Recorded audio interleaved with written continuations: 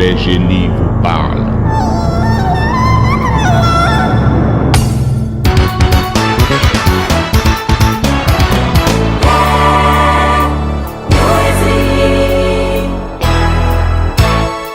Eh bien, bonjour à tous, comment allez-vous? Vous avez dû le constater, nous allons encore parler politique aujourd'hui. Alassane Dramane Ouattara, le président de la Côte d'Ivoire, et Laurent Gbagbo, l'ex-président de la Côte d'Ivoire. Eh bien, vous avez dû entendre qu'il y a eu des propositions concernant M. Laurent Gbagbo, n'est-ce pas? Des propositions pour le faire revenir. Eh bien, les amis, en faisant mes recherches, je suis tombée sur une vidéo là qui a l'air quand même sérieuse. Une vidéo sur RFI. Il s'agit d'une vidéo où un journaliste de RFI a interviewé le journaliste de Jeune Afrique. Et ce dernier a confirmé l'information. Donc, je vous mets la vidéo et vous allez écouter et tirer vos propres conclusions. Car on se penche à présent sur la une de Jeune Afrique. Elle est consacrée cette semaine donc à la Côte d'Ivoire.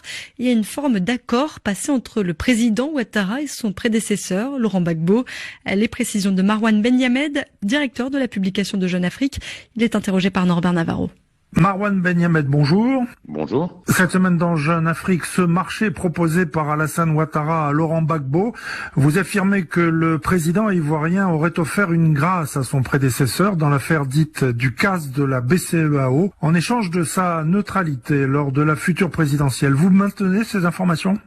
Oui, c'est dans le contexte politique que tout le monde connaît en Côte d'Ivoire et compte tenu de l'inquiétude sur les éventuels scénarios à l'occasion de la présidentielle du 31 octobre. L'attente est autour de gestes d'apaisement, principalement autour de la réconciliation, et ça passe évidemment par les principaux acteurs. Et donc dans ce cadre-là, à l'évidence, Laurent Gbagbo est un des principaux concernés et les canaux de discussion entre les deux hommes, s'ils ne sont pas directs, passent par plusieurs personnes, dont le chef de l'État nigérien Mahamadou Issoufou. Alassane Ouattara a intérêt à ce que Laurent Gbagbo conserve une certaine neutralité et ne penche pas du côté de Monsieur Bédié qui se présente contre lui. Laurent Gbagbo lui-même a envie de rentrer en Côte d'Ivoire et pour ce faire, il y a évidemment des critères qui sont tout à fait objectifs, comme notamment la grâce qui pourrait lui être accordée dans le cadre de l'affaire de la BCEAO. En tout cas, vous ajoutez que Laurent Gbagbo aurait rejeté ce marché, et pour cause, puisque, vous en parliez à l'instant, depuis le 19 juillet 2019, il est désormais allié à Bédié. Alors justement,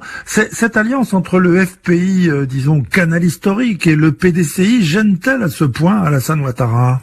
Je pense qu'elle, à l'évidence, mathématiquement, d'un point de vue électoral, elle est gênante, mais elle est aussi gênante pour les bases respectives des deux partis.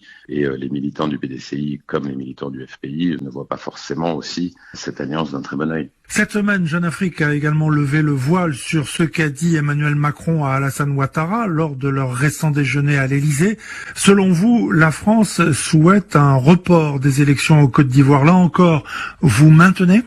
Évidemment, ce qui est clair, c'est que Emmanuel Macron a fait part à Alassane Ouattara de son inquiétude sur la situation actuelle. Et pour apaiser ces tensions, selon lui, ça passe par des gestes d'apaisement vis-à-vis de Laurent Gbagbo, vis-à-vis de Guillaume Soro également, dans le cadre d'une réconciliation nationale qui puisse éviter tout débordement à l'occasion du scrutin. Et pour ça, donc, retarder la date du scrutin.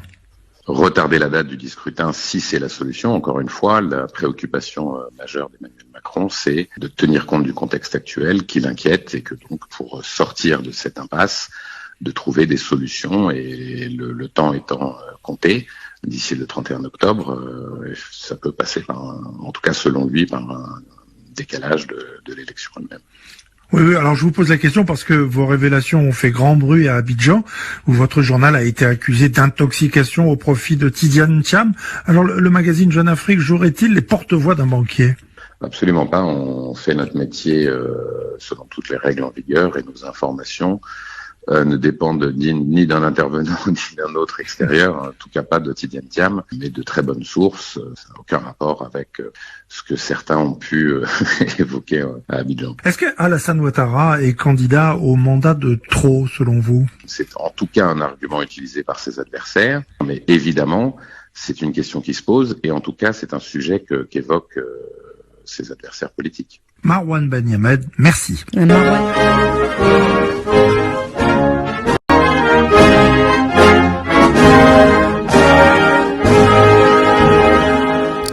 bien les amis, nous tirons à la fin de notre vidéo, hein, même si j'ai pas envie de vous laisser, mais c'est la fin.